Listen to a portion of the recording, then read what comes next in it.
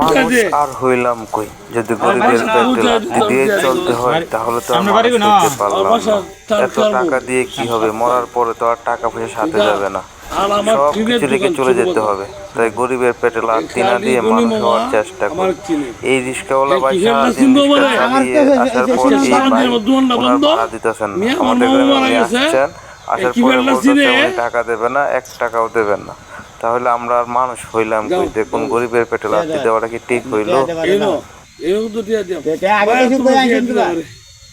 তোমরা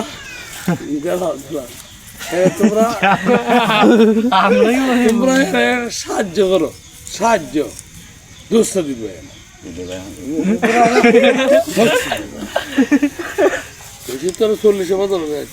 40,000 দাম না একটা গাড়িতে যাইম গিয়া পরে আমি তোরা টিয়া দাম করতে টিয়া না গেনা টিয়া দেঙ্গা মামার বাইক গিয়া তুই যা 40,000 দা গাড়িতে উঠে না না লই আইছে এটা টিয়াটা দিল হয় তোর একটু দেব না টিয়া তালে শুনে টিয়া হড়া তালে শুনে না লাগিয়ে হ্যাঁ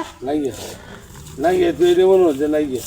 না তাহলে তো কোয়ান যে মাফ করে দে লাগিয়ে আমার কথা বলে হ্যাঁ আমি কইছি 40,000 তো দিয়া দিন মাফ কথা বলে তো গাড়ি মারা ফুলা আনা মারা হলাড়া সুধীর ভাই আমার 10টা হইলে যাবো আর হোটেলের মধ্যে গিয়ে মদ গানে লাগিয়া হাই সরো ভালো ভালো দৌড়া হতা আমি ব্যবস্থা করলাম 300 আতা দিয়ে করে নেবে কি কইছিস ওতন সময় তো বড় কি কইছিস উনা গেছে না এটা কইছিস কি আমারে ভাই কিটা কইছো এই কি বসে হারবে না এই না তোর 8টা